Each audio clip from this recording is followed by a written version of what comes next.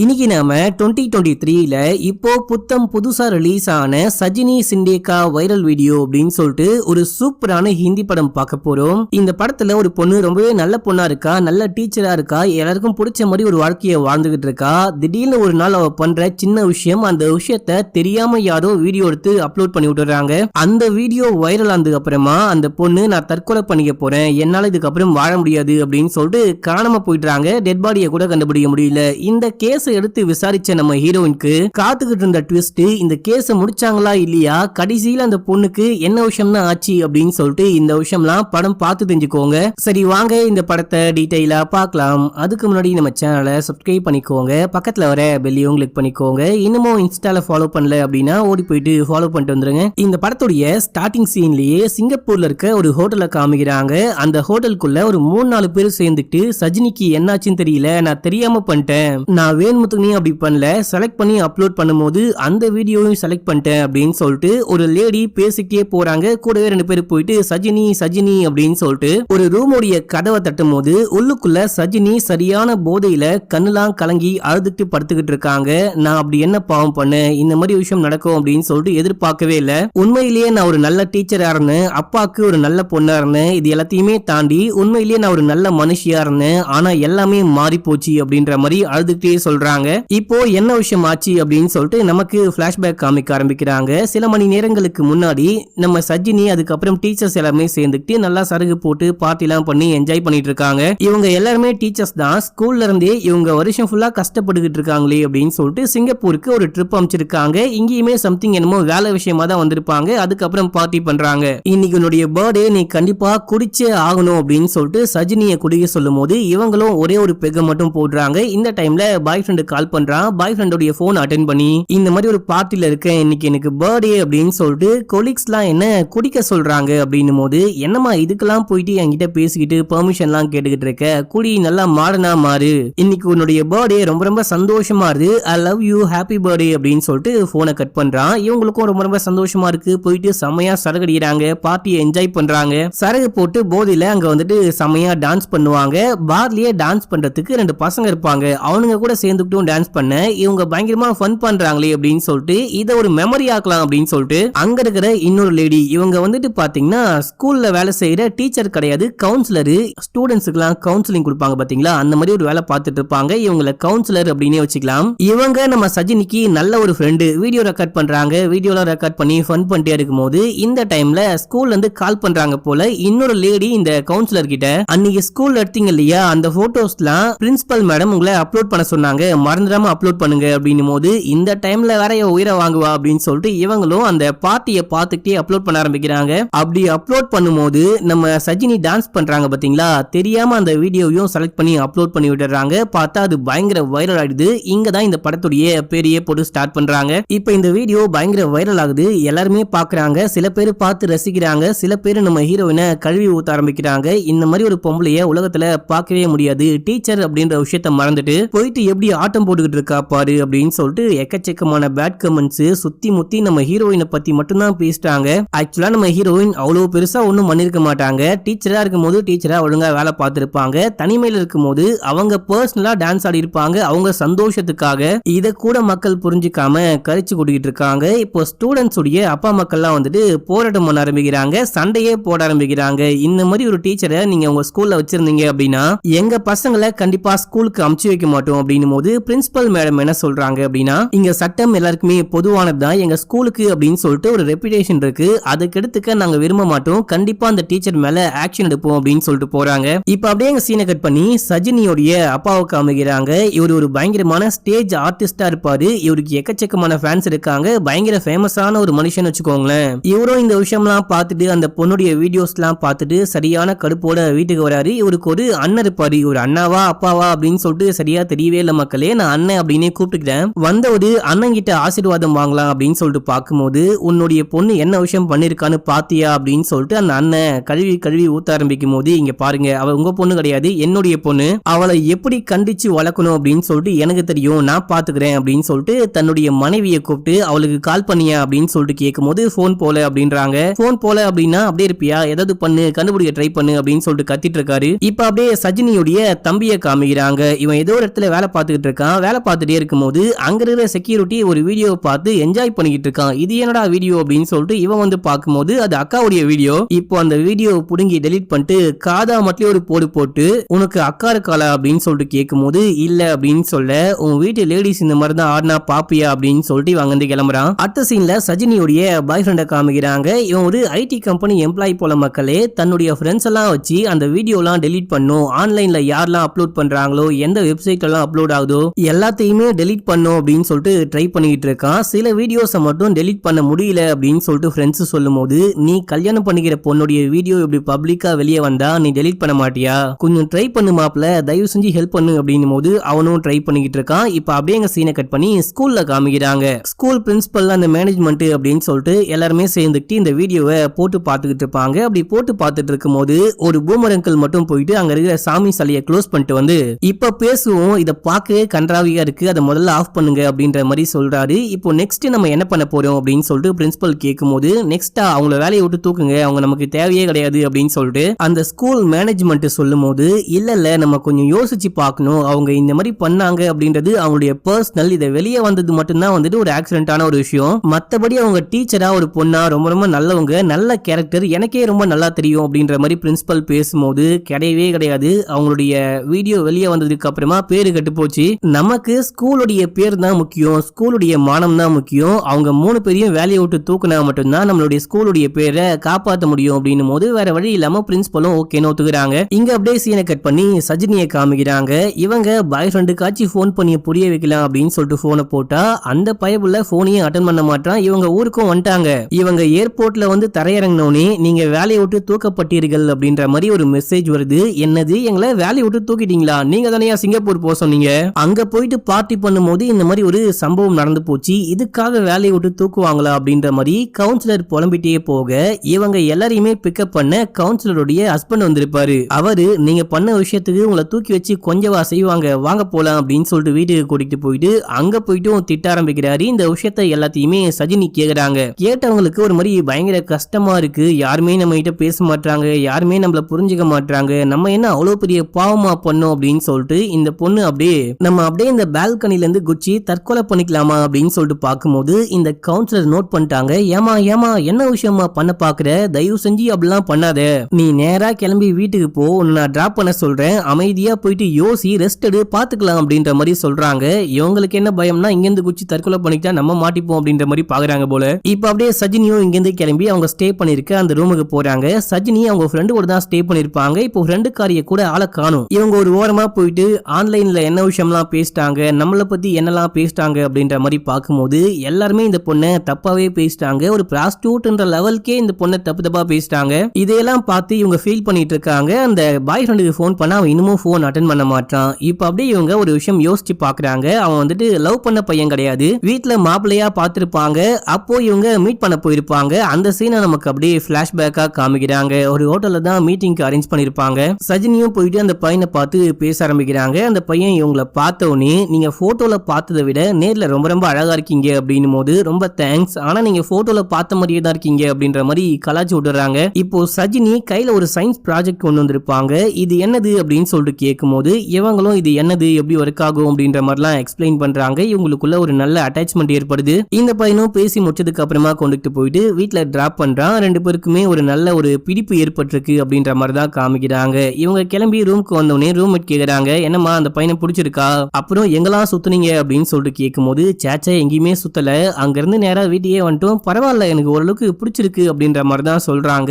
இப்ப அப்படியே இந்த விஷயம்லாம் யோசிச்சு பார்த்துட்டே இருக்கும்போது ரியல் டைம்ல அந்த பையன் கால் பண்றான். ஏன் இவ்வளவு நேரமா போன் எடுக்கவே இல்லை அப்படின்னு சொல்லிட்டு ஹீரோயின் கேட்கும்போது நீ பண்ண விஷயத்துக்கு போனையே பார்த்துட்டு உட்காந்துக்கிட்டு இருக்க சொல்றியா, அந்த வீடியோஸ்லாம் டெலீட் பண்ணலாம் அப்படின்னு சொல்லிட்டு என் ஃப்ரெண்ட்ஸை வச்சு என் கம்பெனியுடைய உதவியால அந்த வீடியோஸ்லாம் டெலீட் பண்ணிட்டு இருந்தேன், ஆன்லைன்ல இருந்து கொஞ்சம் கொஞ்சமா டெலீட் பண்ணிட்டும் இருக்கேன் அப்படின்ற மாதிரி சொல்றான். சாரி என்ன மன்னிச்சுக்கோ, நான் வேணுமுத்துனே அப்படி பண்ணல, ஜஸ்ட் கொஞ்சம் சரகு போட்டு டான்ஸ் பண்ணலாம் அப்படின்னு சொல்லி நினைச்சேன், அதை வீடியோவா ரெக்கார்ட் பண்ணி தெரியாம அந்த டீச்சரும் அப்லோட் பண்ணி விட்டாங்க, சாரி என்ன மன்னிச்சுக்கோ அப்படின்னும் போது உன்னை ஓரளவுக்கு மாடர்னா இரு அப்படின்னு சொன்னேன், ஆனா இந்த அளவுக்கு மாடர்னா இரு அப்படின்னு சொல்லிட்டு நான் சொல்லவே கிடையாது, ஏன் அப்படி பண்ணி வச்சிருக்க, உன்னை நம்பி தானே அமுச்சு வச்சேன், இன்னும் நீ என்ன விஷயம்லாம் பண்ணி வச்சிருக்கியோ அப்படின்ற மாதிரி தப்பா பேசிட்டு இவங்களை பயங்கரமா ஹர்ட் பண்ணிட்டு போன் காலை கட் பண்ணிட்டான். இவங்க உட்காந்துட்டு அழுதுகிட்டு இருக்காங்க. இப்ப அப்படியே எங்க சீனை கட் பண்ணி அந்த கவுன்சிலரை காமிக்கிறாங்க. சொல்றாங்க. இவங்க கிளம்பி போயிட்டு பிரின்சிபலை பார்த்து எதுக்காக எங்க எல்லாரையுமே வேலையோட தூக்குனீங்க, இது நியாயமே கிடையாது அப்படின்னு சொல்லிட்டு பேசும்போது, நீங்க 3 பேரும் சேர்ந்துட்டு தானே இந்த விஷயத்த பண்ணீங்க,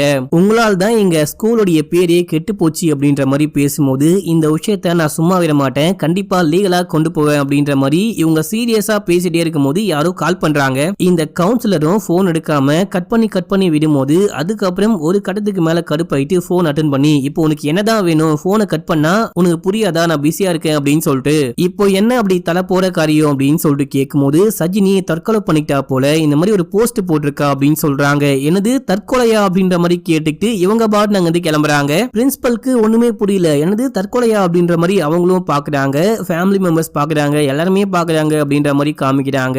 அதுல நம்ம ஹீரோயின் என்ன விஷயம் போட்டிருக்காங்க அப்படின்னா, எல்லாமே முடிஞ்சு போச்சு, நான் நினைச்ச மாதிரி வாழ முடியல, எல்லாருமே என்ன ஹர்ட் பண்றாங்க, நான் ஒன்னும் அவ்வளவு பெரிய தப்புலாம் பண்ணல, இப்போ நான் போறேன், என் வாழ்க்கையை முடிச்சுக்க போறேன், இது எல்லாத்துக்குமே காரணம் யாரு அப்படின்னா என்னுடைய அப்பாவும் என்னுடைய பாய் ஃப்ரெண்டும் தான் அப்படின்ற மாதிரி போட்டிருக்காங்க. இந்த விஷயத்த பார்த்துட்டு எல்லாருமே பயங்கரமா ஷாக் ஆகுறாங்க. இப்ப அப்படியே எங்க சீனை கட் பண்ணி ஒரு போலீஸ் லேடியை காமிக்கிறாங்க. இவங்க கிட்ட தான் இந்த கேஸ் வருது. இவங்களும் இவங்களுடைய அசிஸ்டன்ட்டும் சேர்ந்துட்டு இந்த கேஸை விசாரிக்க ஆரம்பிக்கிறாங்க.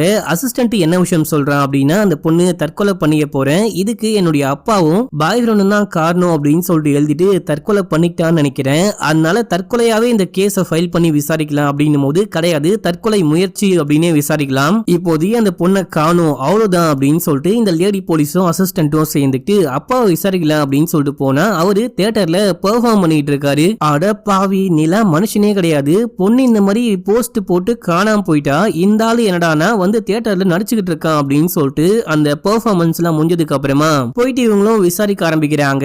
அந்த அசிஸ்டன்ட் போலீஸ் இருக்கான் பாத்தீங்களா, அவன் இந்த ஆளுடைய பயங்கரமான ஃபேன் போல, நேரா போயிட்டு கால்ல விழுந்துட்டு அதுக்கப்புறம் பேச ஆரம்பிக்கிறான். இப்போ இந்த லேடி போலீஸ், உன்னுடைய பொண்ணு ஆளை காணும், இந்த டைம்ல கூட நீ வந்து பெர்ஃபார்ம் பண்ணிட்டு இருப்பியா, பணம் சம்பாதிக்கணும் அப்படின்னு சொல்லிட்டு பாப்பியா அப்படின்னு சொல்லிட்டு கேட்கும்போது, அவ காணாம போயிட்டா அப்படின்னா நான் என்ன பண்ண முடியும், அவ அடங்கவே மாட்டா, எங்கேயாச்சும் சுத்திக்கிட்டு இருப்பா, கண்டிப்பா திரும்பி வருவா அப்படின்ற மாதிரி திமிராவே பேசுறாரு. இந்த ஆளை பயங்கரமா பிடிச்சி திட்டி விட்டு, தக்காளி அந்த பொண்ணுக்கு என்ன விஷயம் ஆனாலும் அதுக்கு நீயும் தான் பொறுப்பா இருப்ப அப்படின்ற மாதிரி பேசிட்டு இந்த லேடி போலீஸ் அங்கிருந்து கிளம்பிடுறாங்க. இப்போ அப்படியே அங்க சீன் கட்டாகுது. இவங்கள வீட்டுல காமிக்கிறாங்க. இந்த லேடி போலீஸ்க்கு பெருசா ஃபேமிலி எல்லாம் கிடையாது, ஒரு 3-4 நாயை வளர்க்குறாங்க, அதுக்கு சாப்பாடு போட்டு அது கூட ஃபன் பண்ணிட்டு இருக்காங்க. அதுக்கப்புறம் மறுநாள் ஸ்கூலுடைய பிரின்சிபல் கிட்ட போயிட்டு விசாரிக்கும் போது, அந்த பொண்ணுக்கு ஒன்னும் ஆகாது, கண்டிப்பா திரும்பி வந்துருவா அப்படின்னு சொல்லிட்டு நம்புவோம் அப்படின்ற மாதிரி சொல்றாங்க. எனக்கு சிசிடிவி கேமரா ஃபுட்டேஜ் எல்லாமே வேணும் அப்படின்னு சொல்லிட்டு கேட்டு இந்த லேடி போலீஸ் டீமை கூப்பிட்டு அவங்க ஸ்டே பண்ணிருந்தாங்க பாத்தீங்களா, அந்த வீட்டுக்கு போறாங்க. அங்க இந்த ரூம் மட்டும் இருக்காங்க. இந்த ரூம் முழுக்க வீடு முழுக்க சர்ச் பண்ண ஆரம்பிக்கிறாங்க.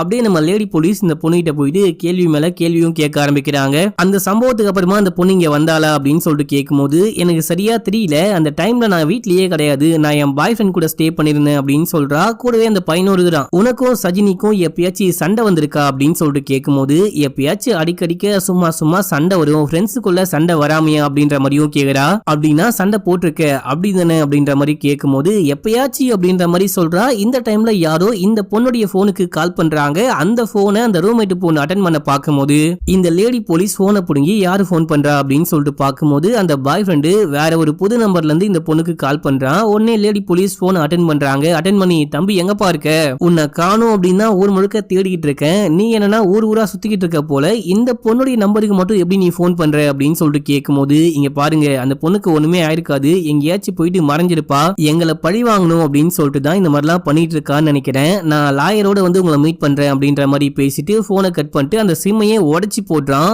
இந்த டைம்ல பார்த்தா சஜினி பின்னாடி நிக்கிறாங்க. இந்த விஷயத்தை பார்த்து பாய் ஃப்ரெண்டு பயந்தே போயிட்டான். என்ன விஷயம்னு பார்த்தா இது இவனுடைய இமேஜினேஷன் மட்டும்தான். அப்ப நமக்கு ஒரு பிளாஷ்பேக் காமிக்கிறாங்க. ஹீரோயினும் இந்த பையனும் மீட் பண்ணி பேசிட்டே இருக்கும்போது பக்கத்துல வந்து உட்காரு அப்படின்னு சொல்லிட்டு பேச ஆரம்பிக்கிறான். ஸ்டார்டிங்ல எல்லாமே நல்லா தான் இந்த பையன் பேசிருப்பான். அதுக்கப்புறம் பார்த்தா ஹீரோயினை மட்டம் தட்டி பேச ஆரம்பிக்கிறான். நீ பண்றது அது சரி கிடையாது, இது சரி கிடையாது, உன்னுடைய முகத்துல அது சரி கிடையாது அப்படின்ற மாதிரி இவங்களை எப்ப பார்த்தாலுமே ஹர்ட் பண்ணிட்டே இருக்கான் அப்படின்ற மாதிரி காமிக்கிறாங்க. இப்ப அப்படியே எங்க சீனை கட் பண்ணி ரியல் டைம்ல நம்ம லேடி போலீஸ் அசிஸ்டன்ட் கிட்ட சொல்லி அந்த பையனை தேடி கண்டுபிடிக்கணும், பாய் ஃப்ரெண்ட் எங்க இருக்கான் அப்படின்னு சொல்லிட்டு பாருங்க. அதுக்கப்புறம் சஜினியை பத்தி ஏதாவது தெரிய வந்துச்சா அப்படின்னு சொல்லிட்டு கேட்கும்போது, ஒண்ணுமே தெரிய வரல மேடம், அந்த பொண்ணு யூபிஐ யூஸ் பண்ணல, போன் யூஸ் பண்ணல, டெபிட் கார்டு யூஸ் பண்ணல, கிரெடிட் கார்டு யூஸ் பண்ணல, ஒண்ணுமே யூஸ் பண்ணல, சாப்பாட்டுக்கு என்ன பண்றான்னு கூட தெரியல, எங்க இருக்கிற அப்படின்னு கண்டுபிடிக்க முடியல அப்படின்னு சொல்றாரு. சரி, அந்த பொண்ணுடைய ஆன்லைன் ப்ரொஃபைல் எல்லாமே நம்ம பார்க்கணும், அந்த பொண்ணு இதுக்கு முன்னாடி என்ன பண்ணிருக்கா, எங்கெல்லாம் போயிருக்கா, எங்கெல்லாம் வந்திருக்கா, யார் கூட பேசிருக்கா அப்படின்னு சொல்லிட்டு அதை பார்த்தாலே கண்டுபிடிக்க முடியும் அப்படின்ற மாதிரி சொல்றாங்க. இந்த டைம்ல இந்த லேடி போலீஸ்க்கு ஒரு போன் கால் வருது. சஜினியோட போனு பெங்களூர்ல ஆன் ஆயிட்டு அதுக்கப்புறம் ஆஃப் ஆயிருக்கு அப்படின்ற மாதிரி. இப்ப அப்படியே சீனை கட் பண்ணி பெங்களூர்ல காமிக்கிறாங்க. நம்ம ஹீரோயினுடைய தம்பி இங்க தான் ஒரு தியேட்டர்ல வேலை பாக்குறான் போல. தியேட்டர்ல ஷோலாம் முடிஞ்சதுக்கு அப்புறமா சருகு போட்டுக்கிட்டு ஃப்ரெண்ட்ஸ் கிட்ட பேசிட்டே இருக்கும்போது அங்க சம்பந்தமே இல்லாம யாரும் 2 பேரும் உட்கார்ந்துகிட்டு இருக்காங்க. இவனுங்க யாரா அப்படின்னு சொல்லி லைட் அடிச்சு பார்த்தா அவனுங்க கிஸ் பண்ண ஆரம்பிக்கிறாங்க. கர்மோ இதுக்காக இதுகளா இங்க வந்திருக்கீங்க அப்படின்ற மாதிரி புலம்ப. ஆக்சுவலா அவங்க போலீஸ் தான், இந்த பையனை கண்காணிக்கணும், ஃபுல்லா ஃபாலோ பண்ணும் அப்படின்னு சொல்லிட்டு அந்த லேடி போலீஸ் தான் அமுச்சு வச்சிருப்பாங்க. இப்ப அப்படியே எங்க சீனை கட் பண்ணி லேடி போலீஸை காமிக்கிறாங்க. இவங்க சஜினியோட அப்பா அம்மாவை கூப்பிட்டு விசாரிக்கிறாங்க. அந்த பொண்ணை இது வரைக்கும் கண்டுபிடிக்க முடியல. கடைசியா பெங்களூர்ல தான் போன் ஆன் ஆயிட்டு ஆஃப் ஆயிருக்கு. கடைசியா அந்த பொண்ணு என்னுடைய சாவுக்கு அப்பாவும் வருங்கால கணவனும் தான் காரணம் அப்படின்ற மாதிரி போட்டு இறந்து போயிருக்கா இல்ல காணாம போயிருக்கா அப்படின்னா கண்டிப்பா அதுக்கு நீங்க தான் காரணமா இருப்பீங்க. நீங்க ஏதாவது பண்ணீங்களா அப்படின்னு சொல்லிட்டு கேட்கும்போது நான் ஒண்ணுமே பண்ணல. என் பொண்ணை தேடி கண்டுபிடிக்கிறத விட்டு தேவையில்லாம எங்களையே விசாரிக்காதீங்க, எங்களையே நோண்டிக்கிட்டு இருக்காதீங்க. பெங்களூர்ல என்னுடைய சின்ன பையன் இருக்கான், மேபி அவனை பார்க்க கூட போயிருக்கலாம், அவங்க கிட்ட கூட போயிட்டு நான் விசாரிக்க போறேன் அப்படின்ற மாதிரி சொல்ல அம்மா அப்பா கிட்ட விசாரிச்சா இவங்க ஒண்ணுமே சொல்ல மாட்டாங்க. இவங்களுக்கு சஜினியை பத்தி ஒண்ணுமே தெரியல. இப்ப அப்படியே அந்த சீனை கட் பண்ணி அந்த பாய் ஃப்ரெண்ட காமிக்கிறாங்க. இந்த பையன் ஏன் தலைமறைவா இருக்கிறான் அப்படின்னே தெரியல, போலீஸ் கிட்ட மாட்டிக்கூடாது அப்படின்னு சொல்லிட்டு ஓடிட்டே இருக்கான். கார்ல போயிட்டே இருக்கும்போது ஒரு டோல் பூத்ல மாட்டிக்கிறான். டே தம்பி வண்டியை நிப்பாட்டு, வண்டியை ஓட்டு இறங்கு அப்படின்னு போது இவன் உசாராயிட்டு வண்டியை ஓடிட்டு ஓடுறான், தப்பிச்சு ஓட ட்ரை பண்றான் அப்படின்ற மாதிரி காமிக்கிறாங்க. இப்ப அப்படியே எங்க சீனை கட் பண்ணி லேடி போலீஸ காமிக்கிறாங்க. இவங்களுடைய அசிஸ்டன்ட் என்ன சொல்றான் அப்படின்னா நான் சஜினியை கண்டுபிடிச்சிட்டேன், அந்த பொண்ணு இந்த கோவிலுக்கு போயிட்டு பிரசாதம் வாங்கியிருக்கா, இது வரைக்கும் ரெக்கார்டா இருக்கு அப்படின்ற மாதிரி காமிக்க அந்த வீடியோ ஃபுட்டேஜ் சரியா கிளியராவே இல்ல, பார்க்க சஜினி மாதிரி இருந்தாலும் அது சஜினி கிடையாது அப்படின்ற மாதிரி இந்த லேடி போலீஸ் சொல்றாங்க. அது எப்படி உறுதியா சொல்றீங்க அப்படின்னு சொல்லிட்டு அசிஸ்டன்ட் கேட்க சஜினி ரைட் ஹேண்டர் கிடையாது லெஃப்ட் ஹேண்டர், பாரு அந்த பொண்ணு பிரசாதத்தை ரைட் ஹேண்ட்ல வாங்கி சாப்பிடுறா அப்படின்னும் போது யாரு எப்படியா இருந்தாலும் ஃபுட் வாங்கும் போது முக்கியமா பிரசாதம்லாம் வாங்கும் போது வலது கையை தான் யூஸ் பண்ணுவாங்க அப்படின்ற மாதிரி சொல்றான். வலது கையை யூஸ் பண்றா எல்லாமே ஓகே தான், ஆனா சஜினிக்கு சுகர் இருக்கு, அந்த பொண்ணு கண்டிப்பா ஸ்வீட்லாம் வாங்கி சாப்பிட வாய்ப்பே கிடையாது, நீ கண்டுபிடிக்கிறேன் அப்படின்னு சொல்லிட்டு இன்வெஸ்டிகேஷனை வேற பாதியில கொண்டு போயிடாத, அது சஜினி கிடையாது அப்படின்னு சொல்லிட்டு போறாங்க. இப்ப அப்படியே சீன் கட்டாது. நம்ம ஹீரோனுடைய ஃப்ரெண்டு அந்த கவுன்சிலர் இருக்காங்க பாத்தீங்களா, அவங்க சஜினியை காணும், ஹேஷ்டாக் சஜினி, மிஸ்ஸிங் சஜினி, கண்டுபிடிக்கணும் சஜினி அப்படின்ற மாதிரி நிறைய ஹேஷ்டாக்ஸ் எல்லாம் போட்டு ட்ரெண்ட் பண்ண ஆரம்பிக்கிறாங்க.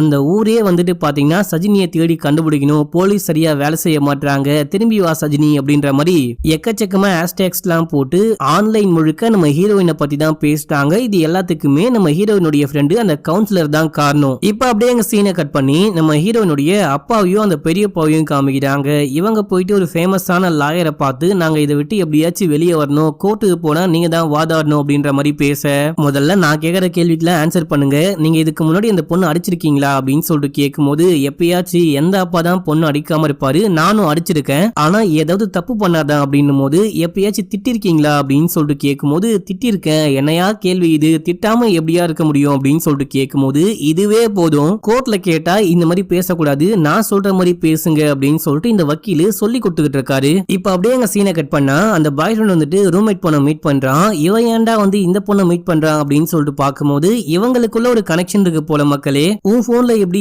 போலீஸ் பேசினாங்க அப்படின்னு சொல்லிட்டு கேட்கும்போது போலீஸ் என்ன விசாரிக்க வந்தாங்க அப்படின்னு சொல்லிட்டு இந்த பொண்ணு சொல்றா. தயவு செஞ்சு என்ன போட்டு கொடுத்துறாத, எது கேட்டாலும் கொஞ்சம் நல்ல விதமாவே சொல்லு, நான் உண்மையிலேயே அந்த பொண்ணை கொஞ்சம் நல்லா தான் பாத்துக்கிட்டேன், எதுக்காக அந்த பொண்ணு எப்படி பண்ணா, என்னுடைய பேரை போட்டு தற்கொலை பண்ணிட்டா அப்படின்னு சொல்லிட்டு சத்தியமா எனக்கு தெரியவே இல்ல, கேட்டா தயவு செஞ்சு என்னை பத்தி நல்ல விதமா சொல்லு அப்படின்னு சொல்லிட்டு இவன் அந்த பொண்ணை ஹக் பண்ணிட்டே இருக்கும்போது இந்த டைம்ல தம்பிக்காரன் வந்து இந்த விஷயத்த பார்த்துட்டான். பார்த்துட்டு அங்கிள் இங்க வாங்க அப்படின்னு சொல்லிட்டு கூப்பிட்டு ரொம்ப கேவலமா பேச ஆரம்பிக்கிறான். டே என்னதா இருந்தாலும் நான் உன்னுடைய மாமாடா, கொஞ்சமாச்சு மரியாதை கொடுத்து பேசு அப்படின்னும் போது அது அக்கா வந்து நீ அக்காவை கல்யாணம் பண்ணதுக்கு அப்புறமா உன்னுடைய மரியாதை கிடைக்கும், அப்பா உன்னை பார்க்கணும்னு சொன்னாரு, வா போலாம். ஆமா இங்க வந்து என்னையா பண்ணிட்டு இருக்க அப்படின்னு சொல்லிட்டு கேட்டு அவன் கூட்டிட்டு போறான். இப்ப அப்படியே ஒரு பிளாஷ்பேக். அந்த பிளாஷ்பேக்ல இந்த பாய் ஃப்ரெண்டு ஹீரோயினை பார்க்க வீட்டுக்கு வந்திருக்கான். அப்படியே பேசிட்டே இருக்காங்க. பேசிட்டே இருக்கும்போது ஹீரோயின் தான் காஃபி போட்டு கொண்டு வந்து கொடுக்குறாங்க. அப்பா நானே காஃபி போட்டேன் அப்படின்னு சொல்லிட்டு கொடுக்கும் போது அப்பா அந்த காஃபியை குடிச்சு பார்த்துட்டு என்ன கர்முடையுது அப்படின்னு சொல்லிட்டு அந்த கிளாஸையே தூக்கி போட்டு உடச்சிட்டு பயங்கரமா திட்ட ஆரம்பிக்கிறாரு.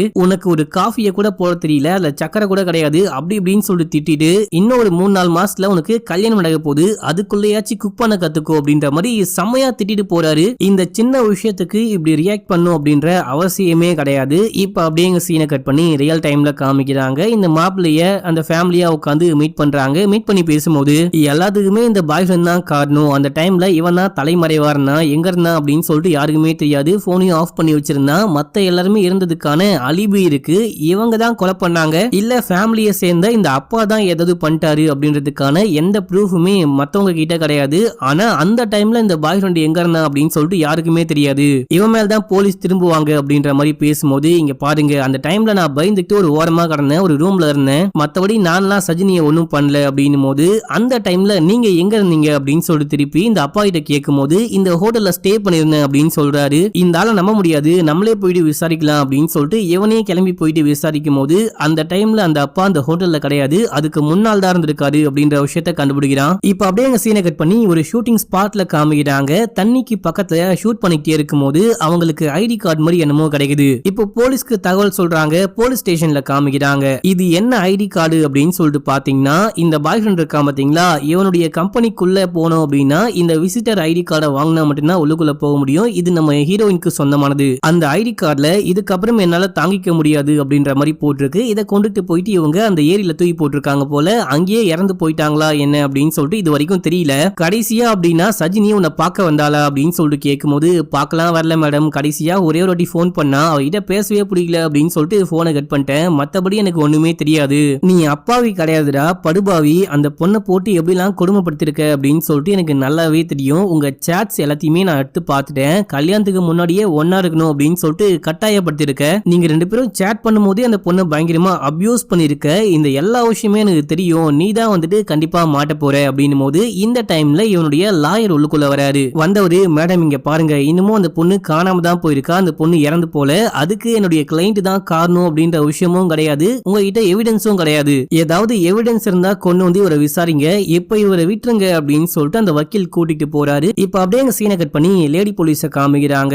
இவங்க தூங்குனா தூக்கம் கூட வர மாட்டேங்குது, கனவுல கூட ஹீரோயின் வந்து டிஸ்டர்ப் பண்றாங்க, இந்த கேஸை எப்படியாச்சும் முடிக்கணும் அப்படின்னு சொல்லிட்டு அன்னைக்கு நைட் முழுக்க உட்கார்ந்து நம்ம ஹீரோயினுடைய போஸ்ட் எல்லாத்தையுமே பாத்துக்கிட்டு இருக்காங்க. அதுக்கப்புறம் இவங்களுக்கு என்னமோ தெரிய வந்துருச்சு போல, இங்க இருந்து நேரா போயிட்டு ஹீரோனுடைய அம்மாவை தனியா மீட் பண்ணி பேச ஆரம்பிக்கிறாங்க. உங்க பொண்ணு காணாம போறதுக்கு முன்னாடி உங்களை வந்து தனியா மீட் பண்ணாலா அப்படின்னு சொல்லிட்டு கேட்கும் போது, இல்ல அப்படின்னு சொல்றாங்க.